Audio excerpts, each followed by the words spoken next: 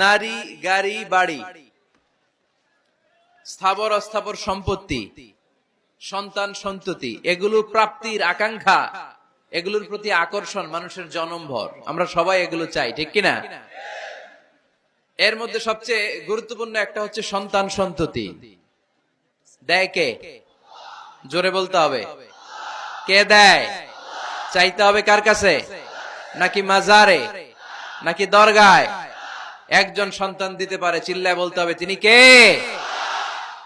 অনেকে বলে মাজারে মানত না করলে নাকি সন্তান পাওয়া যায় না।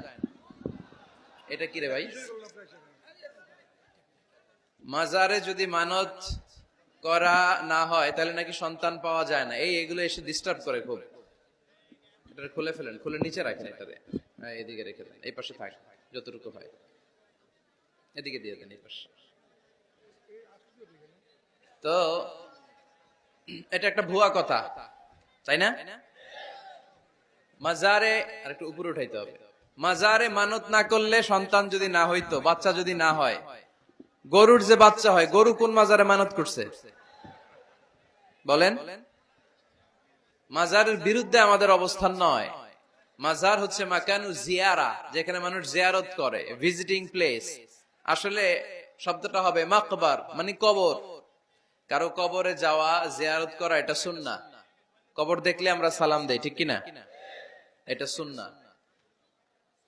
তবে কবরে শুয়ে থাকা ব্যক্তির কাছে চাওয়া যায় না। চাওয়া যায়?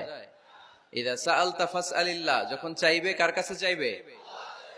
ওয়া ইযা ইসতাআনতা ফাসতাইন বিল্লাহ, সাহায্যের হাত যদি পাতো কার কাছে পাতবো? ওনার ভান্ডারে কমতি আছে, ঘাটতি আছে, আমাদের যার যা লাগবে সবও যদি উনি দিয়ে দেয়, ওনার কমতি পড়বে নাকি? সুবহানাল্লাহ পড়েন। এজন্য মাজারে মানত না করলে সন্তান পাওয়া যায় না, এটা ভুয়া কথা, তাই না? তাহলে ছাগলের বাচ্চা হয় কেমনে? গরুর বাচ্চা হয় কি করে? এরা তো কোথাও মানত করে না। তাহলে বুঝা গেল সন্তান দেয়ার মালিক কে? এটা অনেক বড় নেয়ামত। আমরা অনেক সময় বুঝি না, আমরা অনেক সময় খেয়াল করি না, এটা অনেক বড় নেয়ামত। যার সন্তান নাই সে জানে সন্তান না থাকার কি জ্বালা। এরকম নিঃসন্তান কিছু ভাইয়েরা আমাদের এলাকায় আছে না নাই? আছে। তারাই জানে কি জ্বালা। তো এই সন্তানকে কোরআন কোথাও বলেছে জিনা, সৌন্দর্য, কোথাও কি বলেছে? উত্তর দিতে হবে। কোথাও কি বলেছে? জিনা। আল মাল ওয়াল বানুনা জিনাতুল হায়াতিদ দুনিয়া। সন্তান আর সম্পদ এটা দুনিয়ার জীবনের সৌন্দর্য। ছোট ছেলে মেয়েরা, সোনামণিরা না থাকলে পৃথিবীতে কোনো সৌন্দর্য থাকতো?